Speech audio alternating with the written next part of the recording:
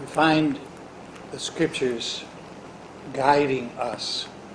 As I've mentioned several times in the past few weeks, Christ is teaching us because he realizes that man finds himself often in situations that are very difficult and destructive.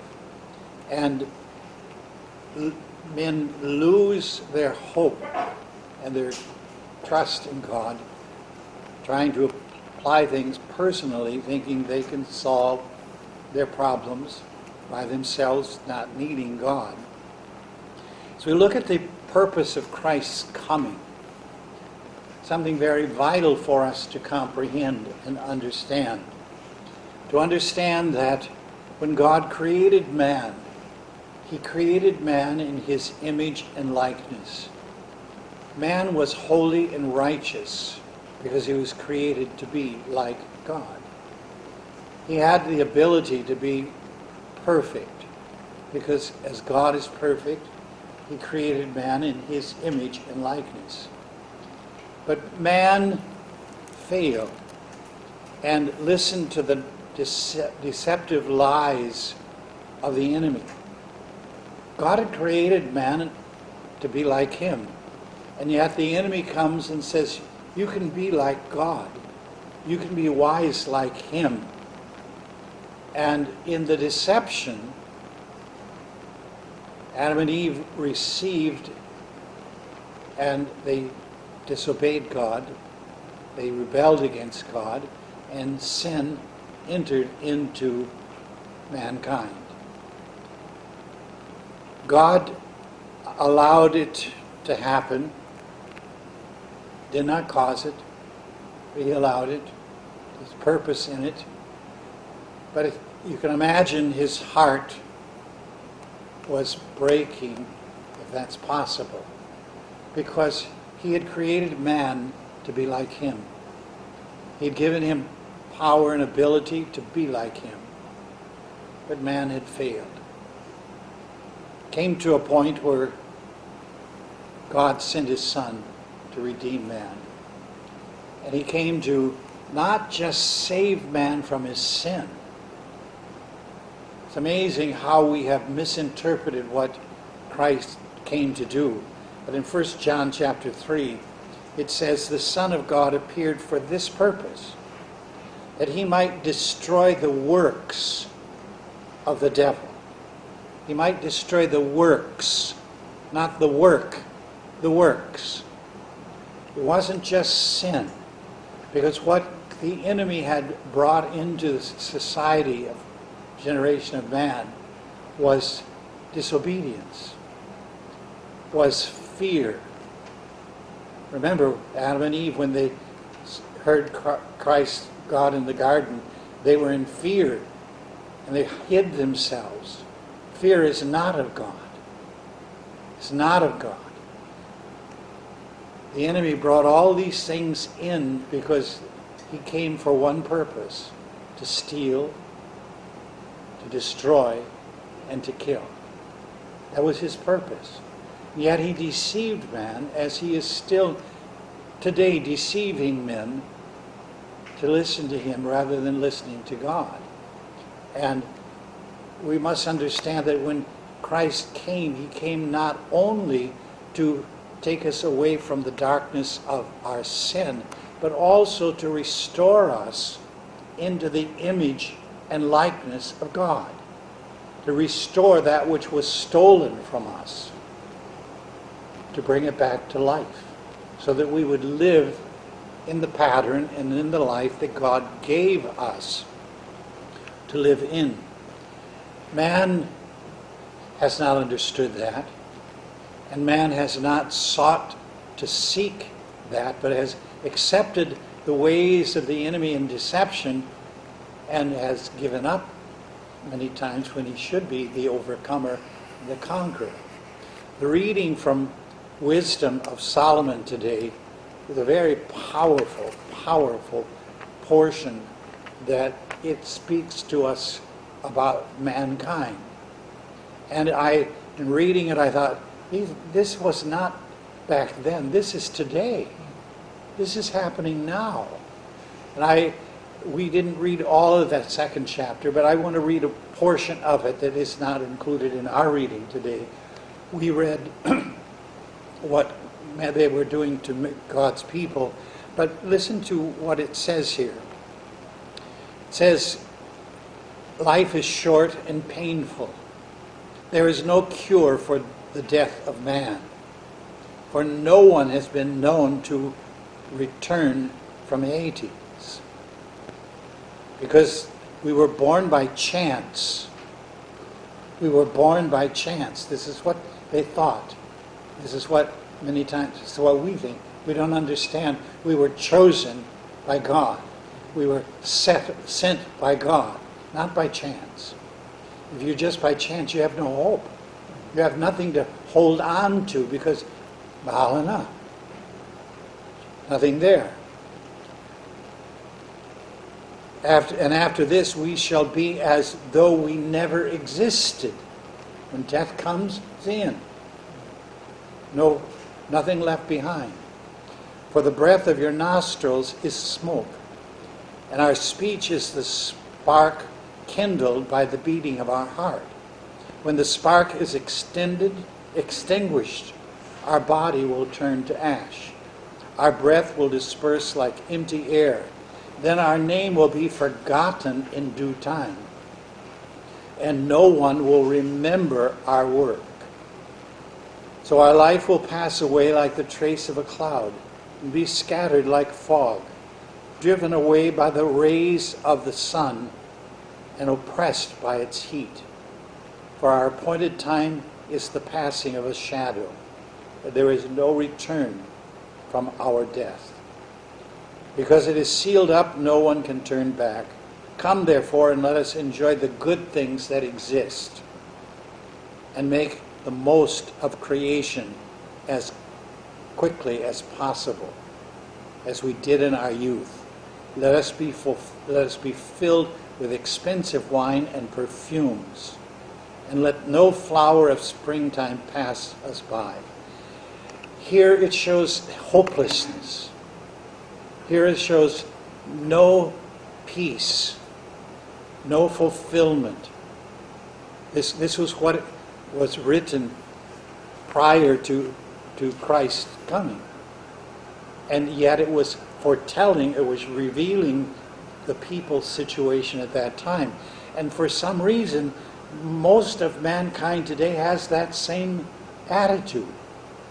Live my life for the fullest because that's it. I only have this many years and it's all gone. No anxiety of tomorrow, but just today. Take care of today. Make the most out of it, because at that point it's all over. But you see, Christ came to destroy that, because in the beginning what God gave us was life. And it was life to its fullness.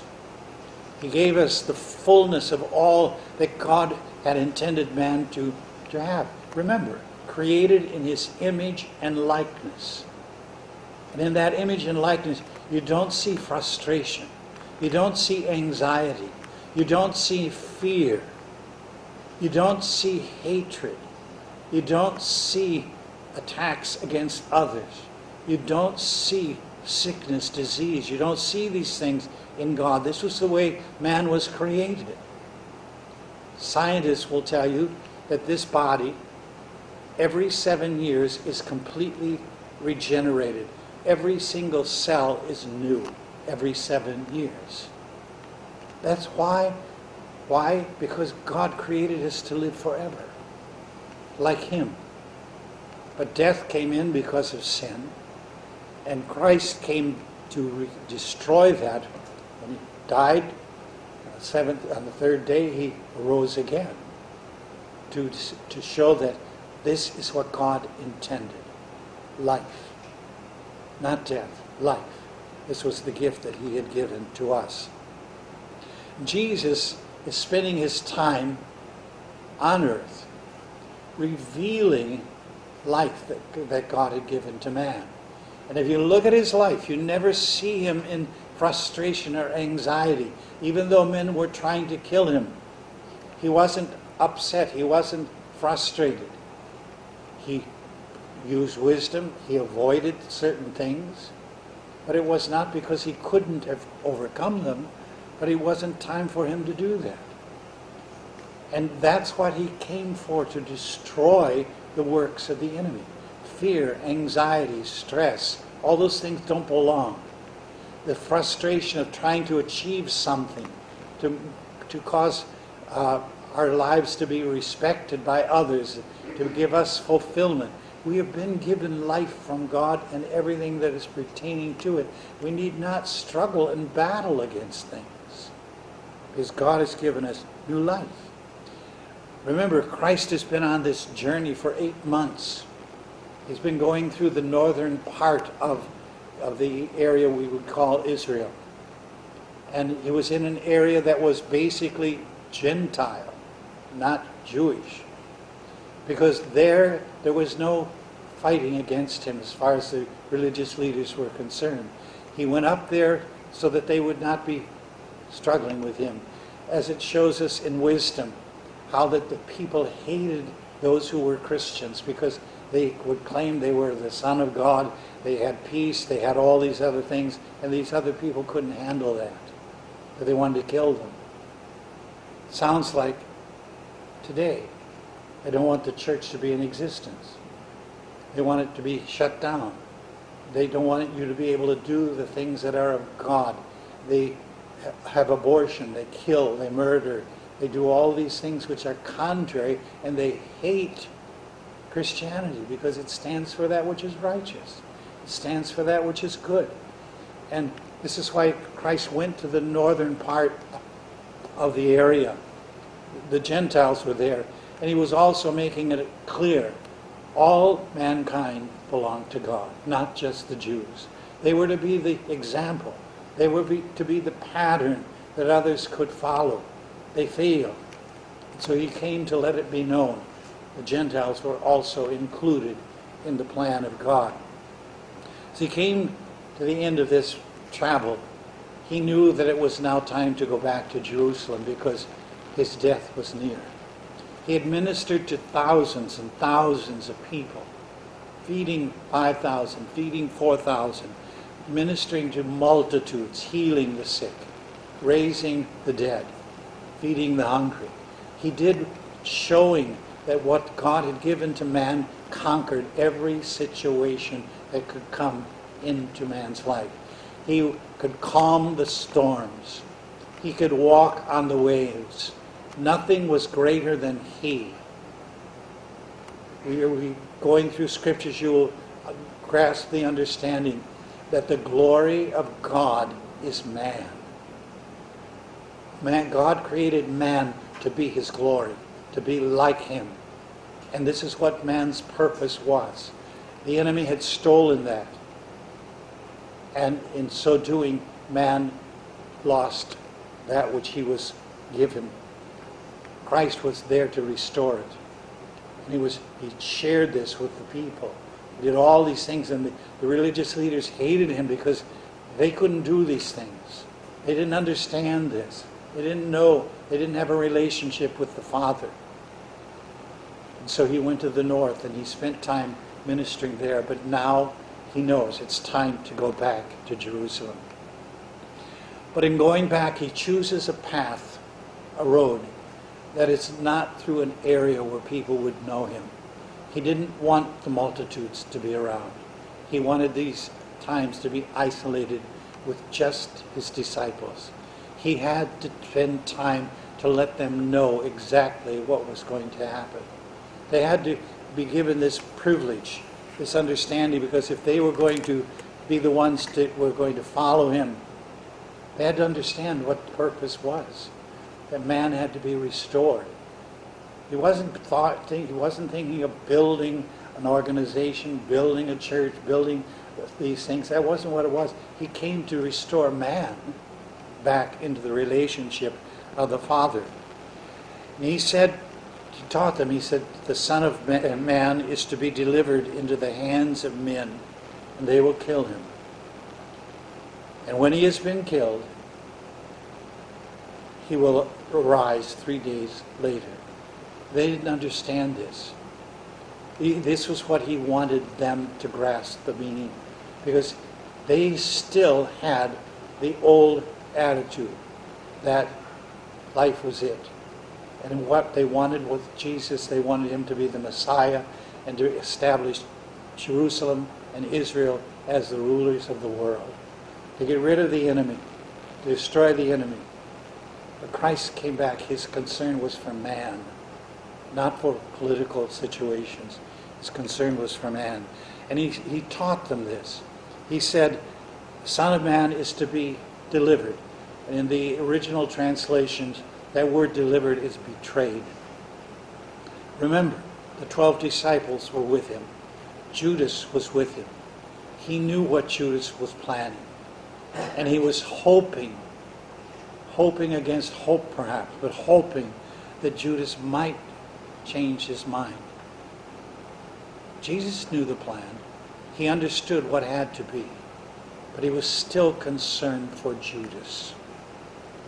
He was not angry with Judas. He did not turn him away. Even at the Last Supper, Judas was there.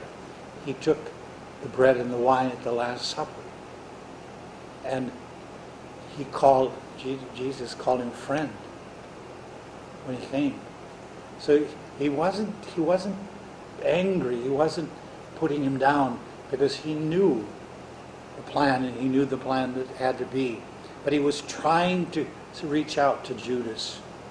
He was telling them what was going to be. They didn't understand. They couldn't understand, especially the fact that on the third day after he died, he was going to rise again. No one had ever risen from the dead. They had seen him heal and raise the dead, but they didn't comprehend that he would be gone and then come back. But they were too shy, if you want to call it that. They didn't want to ask, why? What are you talking about? So he kept it. He didn't say any more. As they were traveling along, it doesn't tell us how long this travel took, but when they came to Capernaum, that night they were in the house. He asked the disciples, what were you talking about while we were walking, while we were coming here? What were you talking about? They wouldn't answer him.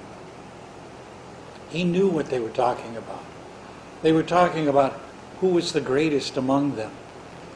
Who's going to be able to take over this if Jesus is going to be killed? He's going to die. Who's going to take over? Who will be the one to rise up? Remember, we will study this next week, where that James and John and their mother, they wanted one sit on your right hand and one sit on your left hand. They were concerned about who can be the one to be in charge. And Jesus knew this. And he understood they must grasp his plan and the plan of the kingdom and not hold on to the plan of man. And so he speaks to them and he says, if anyone wants to be first, he must then be last of all, and must be servant of all. In other words, to be great, you have to be the servant. Look at the picture. Here is the God of all creation. Here is the one who created everything and gave everything the ability to exist. The sun, the moon, the stars. Such awesome ability. Even the creation of man. Now, here he comes in the form of flesh. He takes upon flesh, the weakness of flesh, and he becomes the servant of man to bring to man hope, life, and a new relationship with the Father. He was God, and yet he was not so great that he would say, okay, I'm going to send this angel and that angel and this angel. No, he was going to do it himself. This is not very common to us today, especially here in our society where we have helpers. We're always telling people what to do. but we don't do it ourselves. God was setting a pattern, showing a life to us, that if you're going to be great, you are the one who will do the work. You will be the one to reach out and touch the lives of others, not expecting others to do it or demanding others to do it. He said, if you're going to be first, you've got to be last. You've got to be the servant. Not the one setting up, giving all the orders and telling people what to do. No. You become their servant. You meet them where they are, and you minister to their need. You take care of them rather than them taking care of you. He said he took a child into his arm and he set before them. He said to them, whoever receives one child like this in my name receives me. Such humility. You know, a child can be very irritable because they demand attention. The child cannot feed himself, cannot clothe himself, cannot walk by himself. He has to be cared for, taken care of. And Christ was saying, this is your task. Be like reaching out and doing things for others in order that they may rise up and they may grow and they may mature and be what they're supposed to be, rather than shoving them aside. Remember the apostles when the children were getting a little nervous? The disciples wanted the children set aside, and Jesus said, no, bring them close. Bring them to me. This is the attitude, because sometimes we get irritated with people. People who constantly are doing things that irritate you or things that are not what they should be. And you may try to help them, but they're not going to be helped. And yet, the patience, the love, the compassion is to be there, to reach out and to touch them. This is what Christ was trying to help us understand. This is how you become great, by being the servant. Humility. That is what he asks of us. In Matthew chapter 25 said, as you did for the least of them, my brethren, you did it to me. He goes on in the 34th verse of that chapter, that the king will say to those on his right, come to you who are blessed of my Father, inherit the kingdom prepared for you from the foundation of the world. I was hungry, you fed me. I was thirsty, you gave me drink. I was a stranger, you invited me in. Naked, and you clothed me. Sick, and you visited me. I was in prison, and you came to me. And they said to him, Lord, when did we see you hungry? When did we see you naked? When did we see you sick? When did we see you in prison? And his response was, what you've done to the least of these, my brother, you have done to me. How do we serve Christ? By serving others, by reaching out and touching them. And what a time it is for us in the situation we find ourselves in today. People needing help, needing compassion, needing someone that understands. And amazingly how that sometimes when you try to reach, people will reject you, but you don't get discouraged because of the rejection. You can't change them, they have to receive, but yet at the same time we are to reach out and touch them and help them. We don't find this among us. Instead we find that we are being pushed in a corner. But yet God wants us to have that attitude like Christ. Christ was the pattern for our life. He only spent 3 years in ministry showing us that life. But that life is very powerful.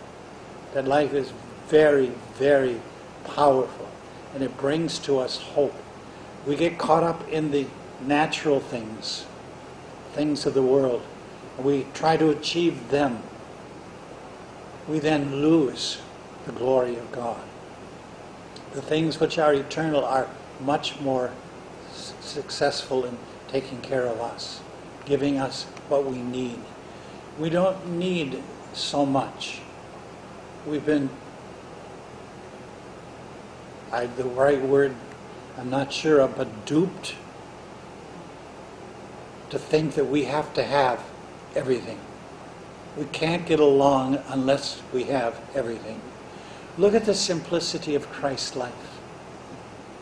He had very little. He obviously had a home somewhere, but he doesn't talk about his home. He took care of 12 disciples, 12 apostles, and 70 disciples. He took care of them. He fed them. He guided them. He prepared them to be what they were to be. He gave of his all. He didn't demand anything for himself. He was always giving to others. When the multitudes would come, he didn't shove them away. He would tell his disciples, feed them. They didn't know how, but he was able to make it happen. He was always caring for others, even when they were not what would be acceptable. Remember the time he was in the home of a Pharisee, and this lady comes in. How she gets into the house, we don't know, but she's a prostitute. She gets into the house. She knows they're there. She knows where the dining room is. She knows the house very well. But she bows down at his feet. She washes his feet with her hair and her tears, and then pours this perfume on him. This is the pattern that sets people free. He didn't shove her away. He didn't deny her the ability to minister to him. He was criticized by the Pharisee. And he said to the Pharisee, I came, you didn't wash my feet when I came in, which is very common in that day. You didn't kiss me. She kissed my feet. She washed my feet with her hair. She took care of me. She did what you didn't do when you should have been the one to do this. This is what he wants us to understand. The care, the compassion to one another, the concern for each other. This was his life. And we are to be like him. He doesn't shove us out. You can imagine if God wanted, when man in the garden failed, he could have destroyed humanity. In anger, he could have said, fine, you want to follow the enemy? That's it. But he didn't give up. He didn't give up. He was willing to forgive us and restore us and give us new life. We need to receive it. We need to get it back because it belongs to us. It's ours. I repeat what you will find when you go through the scriptures. The glory of God is man. We were created in his glory and his ability, his power, his authority. This has been given unto us. All authority in heaven and in earth given. And yet we find ourselves being slaves to the circumstances around us. Rather than conquering them and overcoming them, we give in to them. We let them control us when we are to be the ones controlling them. We are to be the ones setting the course and the direction. When he created man to rule and to reign, not to be in subjection, not to be in slavery. It wasn't his plan. But we find ourselves enslaved to the situation around us. We are enslaved by commercialism. We are enslaved by governments. We are enslaved by so many different circumstances and situations when God created us to be the one to rule and to reign. That was our life. Remember, we were created as the glory of God. And we are to demonstrate that to the world. We have the answers. We have the answers. But we are intimidated, we are threatened, we are ignorant of the fact that we have the answers. We have the power. We have the ability. We haven't understood that, but it's time, I believe, God is wanting us to grasp this. When we see the situation of the world today, in the natural, we cannot see hope. It's impossible. This thing with the virus, it keeps getting worse and worse and worse and worse. Doesn't get better. Why? We go through COVID-19, then we go through Delta, then we go through Lambda, now Mu, and then they say there are more coming. They can't solve it. They're so wise in their stupidity. Or stupid in their wisdom. Maybe I got it backwards. They think they can solve the problem. Only God can solve the problem. No one else will. But men think they're so wise we can do it. Look at us. 2 weeks, Manila was in a major lockdown. They were pumping vaccines into people as fast as they could. What happened? We reached the peak of the most cases in the history of the Philippines of COVID. It didn't solve it, it increased it. Because God's not in the middle of it. We've got hope in Him.